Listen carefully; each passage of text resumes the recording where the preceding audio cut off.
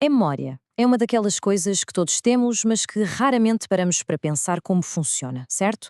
Lembramos-nos perfeitamente da música que ouvíamos há 10 anos, mas o que é que comemos ontem ao almoço? Pois, é um mistério.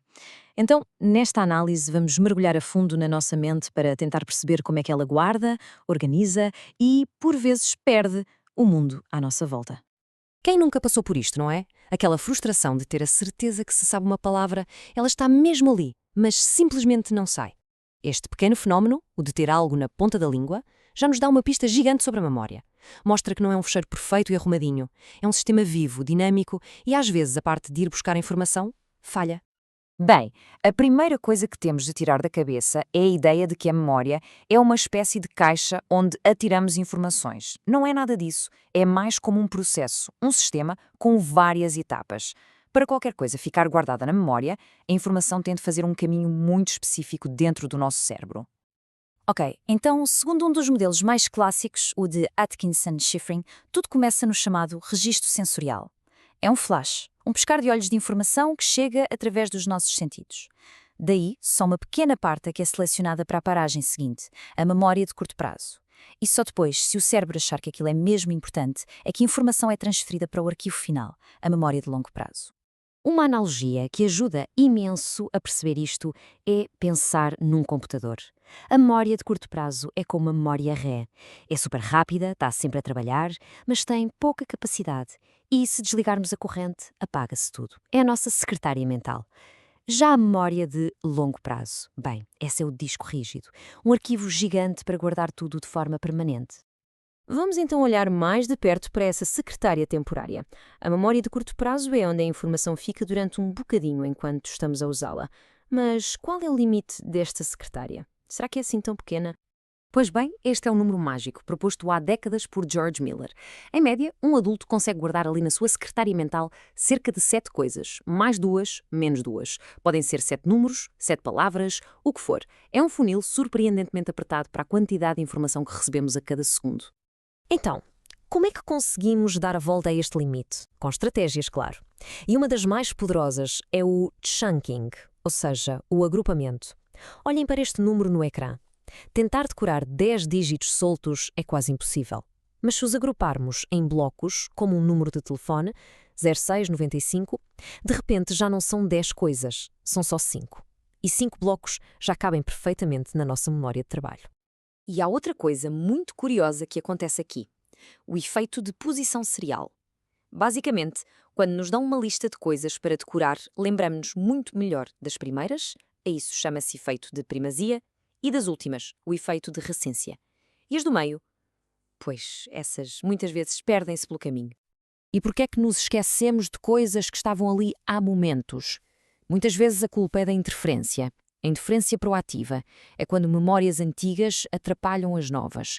A retroativa é o contrário, a informação nova dificulta o acesso à informação antiga. Mudar de número de telefone é o exemplo perfeito disto. O número antigo torna difícil decorar o novo e o novo faz-nos esquecer o antigo. É um clássico.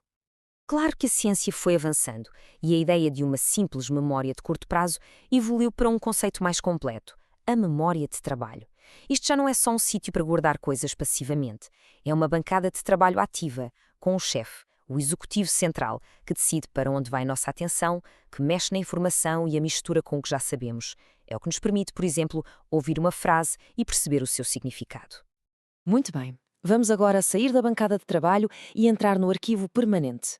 A memória de longo prazo é a nossa biblioteca pessoal de conhecimento, de experiências, de habilidades, com uma capacidade que sinceramente parece quase infinita. Esta biblioteca gigante está, de forma geral, organizada em duas grandes seções. De um lado temos a memória declarativa. É o saber o quê. São os factos e os eventos que conseguimos explicar por palavras. Do outro lado, a memória processual. É o saber como. São as nossas habilidades, as coisas que fazemos quase sem pensar. É a diferença entre saber que Paris é a capital de França e saber, efetivamente, andar de bicicleta. E essa memória declarativa, a do saber o quê, ainda se divide em duas gavetas. A memória episódica é a nossa autobiografia.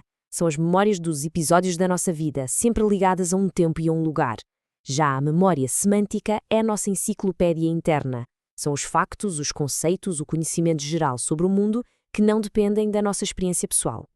Então, a grande questão é, como é que se passa a informação da bancada de trabalho para a biblioteca de uma forma que ela fique lá bem guardada?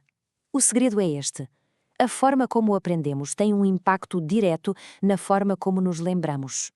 Vamos lá comparar duas táticas de estudo muito conhecidas. De um lado, a prática distribuída, estudar um bocadinho de cada vez em várias sessões espalhadas pelo tempo.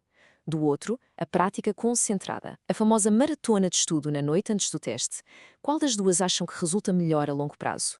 A ciência aqui não tem dúvidas. A prática distribuída ganha por KO técnico. Espaçar o estudo dá tempo ao cérebro para consolidar as memórias, para as arrumar direito. E mais, ao estudarmos em dias e locais diferentes, criamos mais pistas para depois ir buscar essa informação. Torna-se tudo muito mais fácil de aceder quando precisamos. E agora, preparem-se para a maior reviravolta de todas.